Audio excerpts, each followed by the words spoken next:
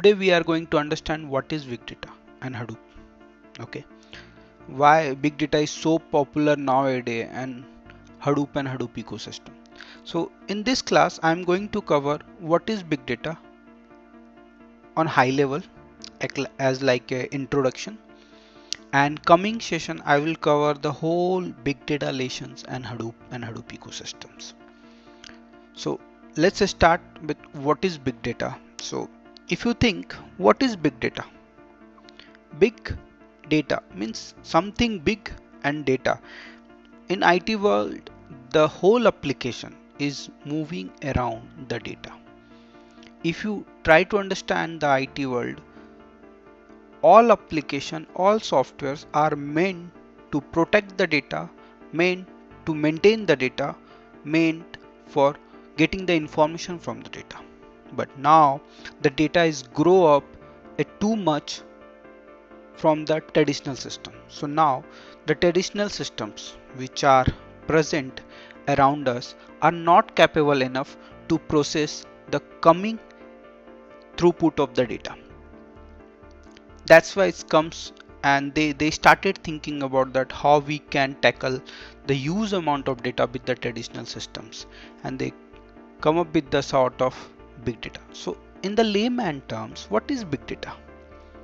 The data is not be processed by your computing system. You are not able to store the data and you are not able to process the data. So in the layman, the data which data is not able to handle by the current system, those data comes under the big data. Let me explain you one example. Suppose you have a hard disk of in your laptop of 1 TB, and now you have a data of 800 MB to write. What do you think? Your system is capable enough to write the 800 GB of data in your PC? Seems the data storage is sufficient in your PC for a current requirement, but the processing power will take so much of time to write that much of data. But what happened tomorrow? So that the way the data is growing, tomorrow we will have more data than the current. So that data comes under the big data umbrella. So how we can tackle the current upcoming data? So we'll see in the next. So what is big data? I have heard about the big data definition so many places. Let me explain you the smallest one, which is written on this slide as well. The definition: the information that cannot be processed or analyzed by using the traditional tool or process. So the traditional system which are not capable enough to process such amount of data with the speed and the processing. That comes under the big data. Wikipedia, a collection of data sets so large and complex that it becomes difficult to process using a on-hand database on management tool. So challenges include the capturing, storing and sharing and analysis of the data. So nowadays we are more social. We are too much on the internet. We have so much of information present in the internet, and nowadays to get any information, to process something in this world, to get the new business, we need to collaborate all those data in one place. And the one place is very difficult to handle such a data. Why? Because we are on social media where the data are not structured. Data are unstructured mode. Smiley, pictures, audio. But the earlier traditional system was dealing with the only structured data. So now we have a data challenges, how we can tackle the different sort of data like structured data, non-structured data and sort of etc. Okay, these all considered under the big data umbrella. So big data, the 80% of world information is unstructured. The unstructured information is growing by 50% faster than the structured information. Nowadays 30% faster than the structured data. So it's really difficult to handle the all set of data type, and the 90% of data in the world is grow up in the last 1.5 years. So imagine that what would be the data tomorrow in year 2020. Google published one white paper and said in 2020 I will have all individual, I will have, if for every individual 5000 20 GB of data. Imagine that. Google know us. Google know us more than himself. Okay, so Google has a whole information whatever we are doing on the Google here and there. So imagine that how much data is he is talking about that. Okay, so in last couple of years, if we see, the 90% of world on non-structured data, okay, and the internet uses are growing very fastly, and these all data are classified into three special characteristics. One is the unstructured data, another one is the semi-structured data, and the last one is the structured data. So unstructured data means the data is not structured, like audio, pictures, smiley and all those things. Semi-structure seems like is XML, log file. These are comes under the semi-structure, and the structure is the RDBMS. So now we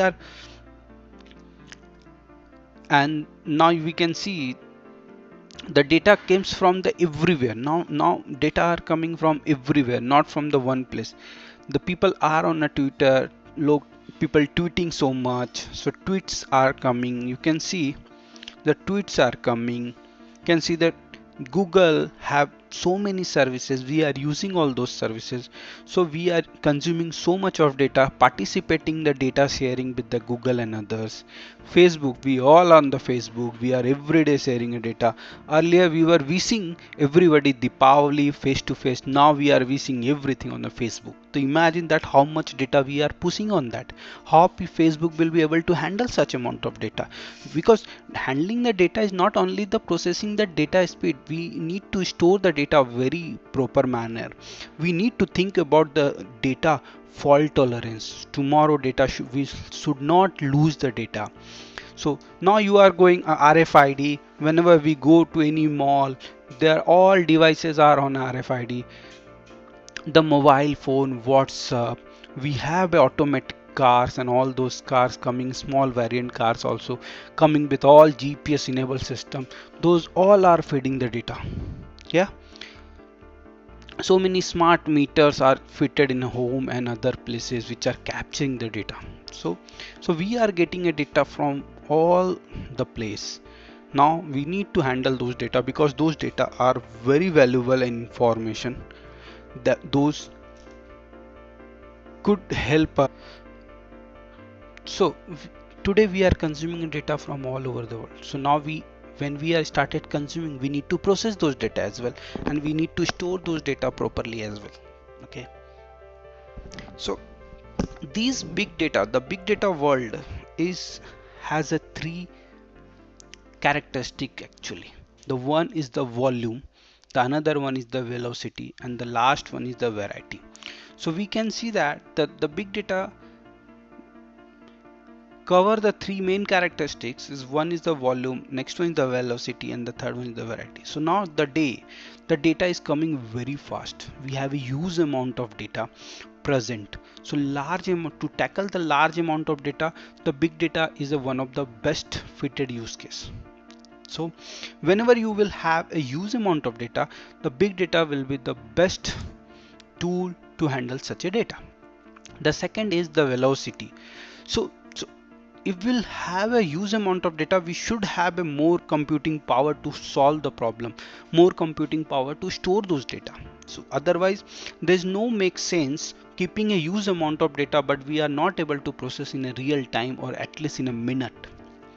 And the variety of data. So now big data can handle structure, semi-structure and non-structured data set. So the big data umbrella can take care of the volume, velocity and varieties. So that's why big data is on three characteristics. The big data example: Walmart, Facebook, insurance firm, Tesco and so many places, the bank as well. Today if we want to launch any product in the market, we need to compute the rate with the so many competitor as well as what's going on in the market, what is the reality. We can't publish or decide a rate or product value on our own accumulated, acquisition, collected information. We need to collaborate this collected information with the third party tool. We need to collaborate this information with the Facebook, social media.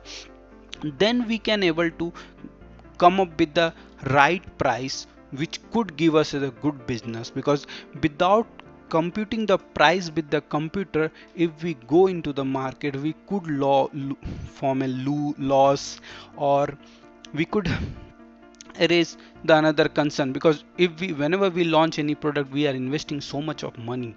So if we're not able to get the profit from that business, that could make us in a big loss. So today, what's going on, what is the trend of the market, this all information will come from the social media. Okay, we need to integrate, we need to collaborate the data of social media, third party tool, and our internal day-to-day customer data. Then if we come up with the information, that information could raise a huge amount of business opportunities to the organization. That's why everybody is bothering about the big data. Everybody wants to accumulate as much as data so they can able to perform a data analysis, data mining on that, and try to find out the good business opportunity. Because nowadays doing a business in the market is really a very big deal. It's not an easy task. So we need to come up with a good solution with the data science. We need to come up with the good idea, and that is only possible with the help of data. Okay friends, so the motivation for this, so this data processing, we were talking about the data storing and data processing. The data storing, data processing was not possible to handle by the traditional systems, but that is possible to solve by the current system. That's become a motivation for the Hadoop. So Hadoop come up into the picture because the problem exists with the traditional large system computing system is not sufficient enough to tackle those things. The requirement should be alternative approach, should have the something new which could handle such a scenario, and the Hadoop address all those requirements. Hadoop is so smart, so capable enough to compute, to execute all those processes. The traditional large scale computing system, so before coming Hadoop or big data, we were with the very big large system, but the problem with that, there was only one main system which has a huge amount of capability of solving the problem or computing power and storing. But we were not on the distributed system. We used to use the grid and other distributed system, but you will believe me, the distributed system create itself so many problems like synchronization, fault tolerance, communication between acknowledgement, so many things. These all the distributed system loopholes are covered in the Hadoop or big data umbrella. Hadoop can do itself and try to maintain the fault tolerance and others, all those features, so on. Distributed system problem, the programming for the if we want to solve the problem, what is distributed, let me explain you first.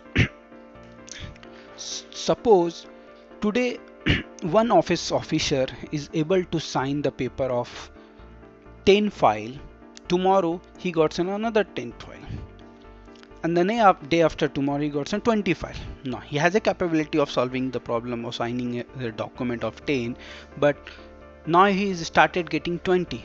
Now the 10 file is started in the pile up. The next week started 30. Now the 20 file is going into back.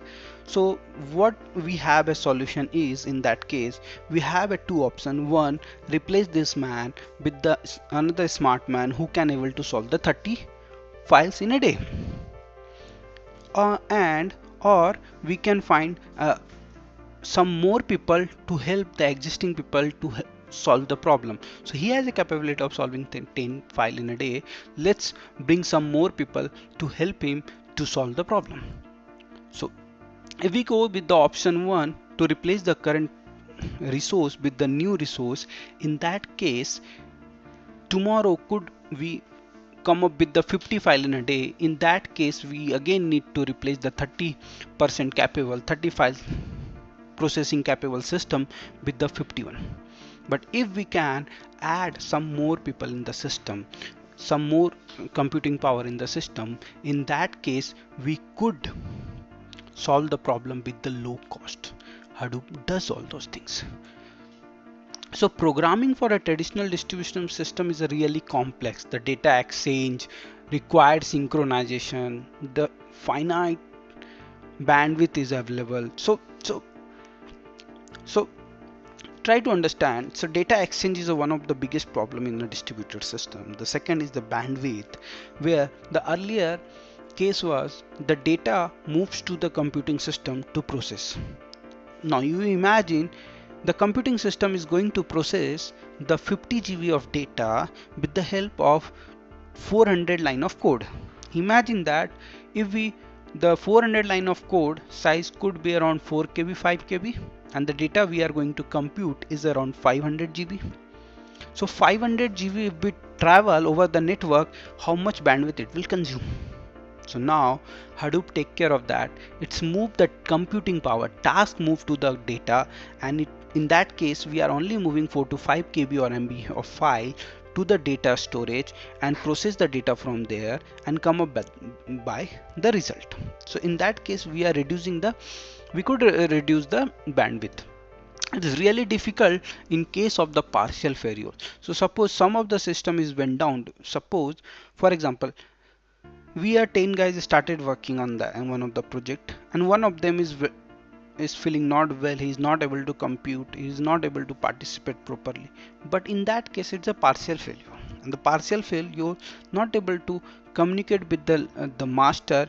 One of them is not able to process. Who will do the job for him? In that case the computing power, the partial failure issue was also a very big challenge in the distributed system. And the failure is the defining the difference between the distributed and local program. So if we run anything on the local program, the failure issue is very less as compared to that.